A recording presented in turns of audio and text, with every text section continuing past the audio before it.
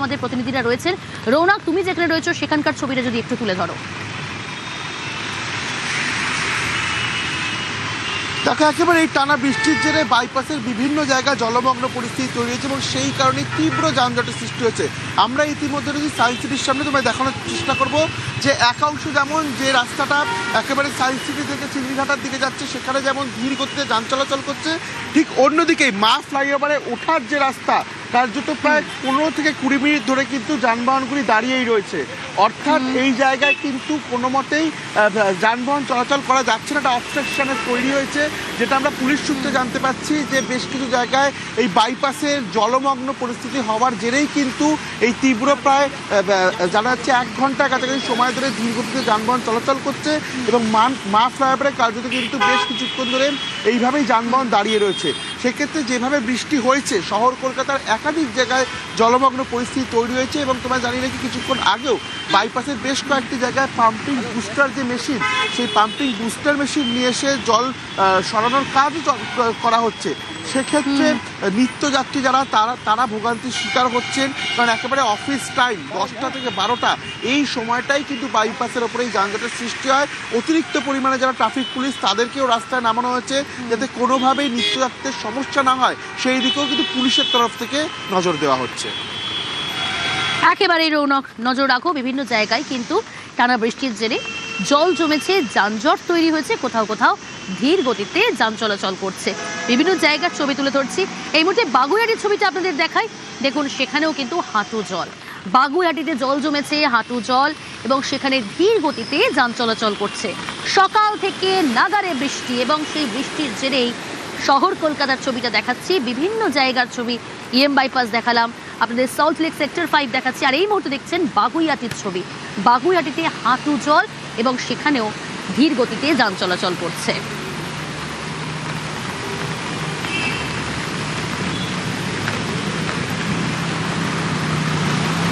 শহর কলকাতায় সকাল থেকেই মুষলধারে বৃষ্টি, সকাল 7টাতেই যেন সন্ধে 7টার অনুভূতি। শহর কলকাতার একাধিক জায়গায় চেনা জলছবি, তার কারণ যেভাবে আমরা গত দিনেও দেখেছিলাম যে 1-1.5 ঘন্টার বৃষ্টিতে শহরের বিভিন্ন জায়গায় হাঁটু জল অবস্থা। এই মুহূর্তে দাঁড়িয়ে রয়েছি বাগুইআটি হলদিরাম চত্বর, সেখানেও একই রকম ভাবে হাঁটু জল অবস্থা এবং সেই হাঁটু জলে সাধারণ মানুষ, নিত্যযাত্রী থেকে আরম্ভ করে নিত্যদিনের এই এলাকাবাসী কাজে বেরোচ্ছেন এবং তার সঙ্গে অবশ্যই অফিস যাত্রী, তারাও কার্যত নাকাল হচ্ছেন। নিত্যদিন সরকারি নির্দেশিকা কিংবা সরকারি আইনকে অমান্য করে সাধারণ মানুষের মধ্যে প্লাস্টিক ব্যবহার এবং সেই প্লাস্টিকের প্যাকেট যত্রতত্র ফেলে রাখার যে প্রবণতা, সেটা বাড়ছে নিয়ম কিংবা আইনকে বুড়ো আঙুল দেখিয়ে, যার ফলে প্লাস্টিক ড্রেনের মুখে বেঁধে কিংবা ড্রেনিং সিস্টেমের মুখে বেঁধে এই জল চলাচল কিংবা জল পাসিংয়ের ব্যবস্থাকে বেশ খানিকটা রুখে দিচ্ছে, বেশ খানিকটা ব্যাহত করছে, যার ফলেই রাস্তার দুধারে কিংবা রাস্তায় 1.5 ঘন্টা জলে শহর কলকাতার বিভিন্ন জায়গায় এই ধরনের জল জমার ছবি দেখা যাচ্ছে। সুতরাং জনসচেতনতা যেমন দরকার, তার পাশাপাশি অবশ্যই সাধারণ মানুষকেও নিজের ভালো মন্দ, নিজের ভালো থাকাটাকে বুঝতে হবে, পরিবেশ ভালো রাখাটাকে বুঝতে হবে। সব মিলিয়ে শহর কলকাতায় একই রকম ভাবে 2 ঘন্টার বৃষ্টিতে হাঁটু সমান জল। এই মুহূর্তে হলদিরাম থেকে দাঁড়িয়ে রয়েছে, সেখানেও একই ছবি। ক্যামেরা সঞ্জয়ের সঙ্গে সুস্মিতা, নিউজ 18 বাংলা, কলকাতা। দেখালাম, কিন্তু এই বৃষ্টিটা চলবে কতক্ষণ, কতদিন? আলিপুর আবহাওয়া দপ্তর কি জানাচ্ছে অবশ্যই জানার চেষ্টা করব। আর এক প্রতিনিধি বিশ্বজিৎ রয়েছে আমার সঙ্গে। বিশ্বজিৎ, হাওয়া অফিস কি জানাচ্ছে, এই বৃষ্টি চলবে কতক্ষণ, কতদিন? দেখো, আজ সারাদিন ধরেই এরকম নাগারে বৃষ্টি, কখনো বা একটু বিশ্রাম নিয়ে আবারও দফায় দফায় বৃষ্টি হবে। তবে একবার আমরা ঠনঠনিয়াতে রয়েছি, ঠনঠনিয়ার ছবিটা একবার দেখাই। এই বৃষ্টি সকাল থেকে বৃষ্টি হচ্ছে, কখনো নাগারে বৃষ্টি এবং কার্যত ঠনঠনিয়াতে হাঁটুর ওপরে জল রয়েছে। এই 12টা বেজে গেছে, এখনও পর্যন্ত কলকাতা পুরসভার দেখতে পাচ্ছি আমরা যে মেকানিক্যাল সিওয়ার ক্লিনজিং, যেটাকে জেট কাম সাকশন মেশিন বলা হয়, তারা কাজ করছে এবং কলকাতা পুরসভার যে নিকাশি বিভাগের যারা কর্মী তারাও কাজ করছে। অর্থাৎ সব মিলিয়ে কলকাতা পুরসভা ময়দানে নেমে পড়েছে, কলকাতা পুরসভার কর্মীরা রাস্তায় রয়েছেন। তবে আলিপুর আবহাওয়া দপ্তর জানাচ্ছে যে এই বৃষ্টি ছাড়বার নয়, কারণ বর্ষার বৃষ্টি, সেই বৃষ্টি শুরু হয়েছে, বর্ষা এসে গেছে বেশ কিছুদিন, 1 সপ্তাহ আগেই। তবে তবুও গরম এবং অস্বস্তি বজায় ছিল। এবং বৃষ্টির দেখা মিলছিল না। সেই বৃষ্টি অবশেষে একটি নিম্নচাপ অক্ষরেখা তৈরি হয়েছে। তাহলে আর কি এটা সেই বর্ষার নিম্নচাপ বৃষ্টি অক্ষরেখা- বিশ্বজিৎ, তাহলে কি এটা মৌসুমী বায়ু। বর্ষার বৃষ্টি? একদমই বর্ষা এসে গেছে। আচ্ছা। সেই বর্ষা এসে গেলেও বর্ষার বৃষ্টি আসছিল না। আর সেই বর্ষার বৃষ্টি এসেছে, দক্ষিণ পশ্চিম মৌসুমী বায়ু এসে গিয়েছিল, কিন্তু দুর্বল উইক মনসুন যেটাকে বলে আবহাওয়া দপ্তরের ভাষায়, সেই উইক মনসুন দক্ষিণবঙ্গে ছিল। উত্তরবঙ্গে মনসুন পুরোপুরি এসে গেলেও দক্ষিণবঙ্গে উইক মনসুন বা দুর্বল মৌসুমী বায়ুর কারণেই এই পরিস্থিতি ছিল গরম এবং অস্বস্তি। সেই গরম এবং অস্বস্তি কাটিয়ে এই মুহূর্তে একটি নিম্নচাপ অক্ষরেখার হাত ধরে কার্যত বর্ষা ফুল ফ্লেজে এসে গেছে বলা যায়। এবং আজ এবং আগামীকাল এই দুদিন এরকমই দফায় দফায় বৃষ্টি হবে। বঙ্গে বর্ষার প্রবেশ এবং সকাল থেকে যে নাগারে বৃষ্টি, এই বৃষ্টি কিন্তু এখনই থামবে না, এই বৃষ্টি চলবে এবং আগামীকাল থেকে বৃষ্টির পরিমাণ কিন্তু বাড়বে। দক্ষিণবঙ্গেও বাড়বে, দক্ষিণবঙ্গের পাশাপাশি উত্তরবঙ্গেও কিন্তু বৃষ্টি চলছে, বৃষ্টি চলবে এবং পুরো বিষয়টা কিন্তু নজর রাখা হচ্ছে কলকাতা পুরসভার তরফ থেকে এবং খোলা হয়েছে কন্ট্রোল রুম। সকাল থেকে আকাশের মুখ ভার, একেবারে মেঘলা আকাশ এবং সকাল থেকে শহর কলকাতায় মুষলধারে বৃষ্টি। এই মুহূর্তে ছবিটা দেখেই বুঝতে পারছেন দক্ষিণবঙ্গের আজকে বিভিন্ন জেলায় কিন্তু বৃষ্টির সম্ভাবনা আগেই জানিয়েছে হাওয়া অফিস।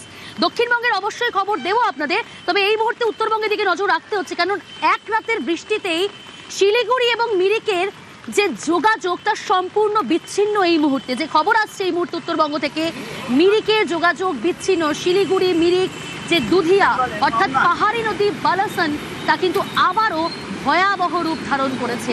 এক রাতের বৃষ্টি আর সেই এক রাতের বিপর্যস্ত সেখানে দুর্ভোগ। এই মুহূর্তে জানার চেষ্টা করব সেখানকার কি পরিস্থিতি, কি ছবি।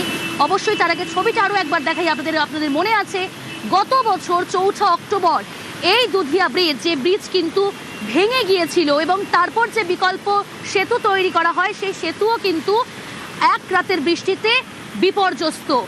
এবং একই সঙ্গে আপনাদের জানিয়ে রাখবো নতুন যে সেতু তৈরি করা হচ্ছে, যা আগামী বছরের মধ্যেই সেই সেতুর কাজ শেষ হবে, কিন্তু যে বিকল্প সেতু করা হয়েছিল হিউম পাইপ, সেই সেতু কিন্তু বিপর্যস্ত। বিশ্বজিৎ মিশ্র সরাসরি আমার সঙ্গে রয়েছে সেখান থেকে। বিশ্বজিৎ, কি পরিস্থিতি এই মুহূর্তে সেখানে? কারণ দক্ষিণবঙ্গে বৃষ্টি, উত্তরবঙ্গে বৃষ্টি পূর্বাভাস আগেই জানিয়েছে আলিপুর আবহাওয়া দপ্তর।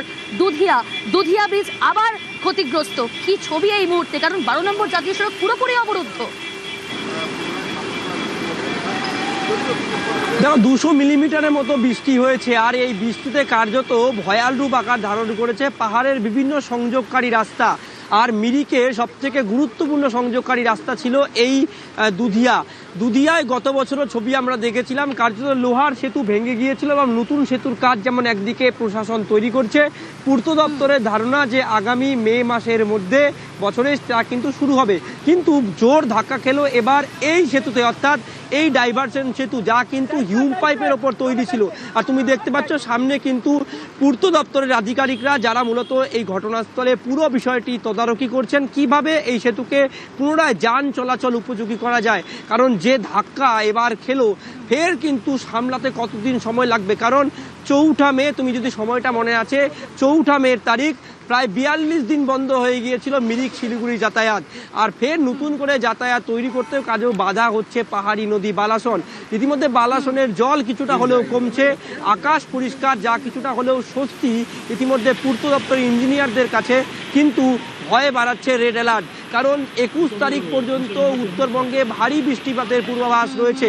ইতিমধ্যে কিভাবে ফের মিরিকের সঙ্গে শিলিগুড়ির যোগাযোগ ব্যবস্থা তৈরি করা যায় সেদিকে দেখা হচ্ছে। কিছুক্ষণ আগে ঘটনাস্থল পরিদর্শন করেছিলেন দার্জিলিংয়ের সাংসদ। তিনি যেটা জানাচ্ছেন যে লোহার বেইলি সেতুর নির্মাণের আশ্বাস কিন্তু তিনি গোটা বিষয়টি রিপোর্ট নিয়ে কিন্তু মুখ্যমন্ত্রীকে জানাবেন এবং সেনাবাহিনী থেকে যদি বেইলি ব্রিজ এই স্থানে করা হয় তা কিন্তু টেকসই হবে বলে মনে করছেন স্থানীয় বাসিন্দারা। কারণ যে হিউম পাইপের সেতু তৈরি করা হয়েছিল তা কার্যত 6 থেকে 8 মাসের মধ্যে। অর্থাৎ এই মুহূর্তে বন্ধ শিলিগুড়ি মিরিক যোগাযোগ, কারণ 12 নম্বর জাতীয় সড়ক তা সম্পূর্ণ অবরুদ্ধ। পাশাপাশি এই ছবিটাও আপনাদের দেখাবো, যে লোহার ব্রিজের কথা বলা হচ্ছে, অর্থাৎ গত 4 অক্টোবর ভেঙে যায় দুধিয়া ব্রিজ, তারপর যে হিউম পাইপে সেতু করা হয় এবং আগামী বছরের মধ্যে লোহার ব্রিজ তৈরির পরিকল্পনা করা হয়েছে, তা শেষ করা হবে। কিন্তু একটু শুনিয়ে নেব আপনাদের স্থানীয় বাসিন্দারা তারা কি বলছে। सेवरल टाइम से ममता सरकार को, अनित सरकार को काफ़ी बार एप्लीकेशन किया, रिक्वेस्ट किया।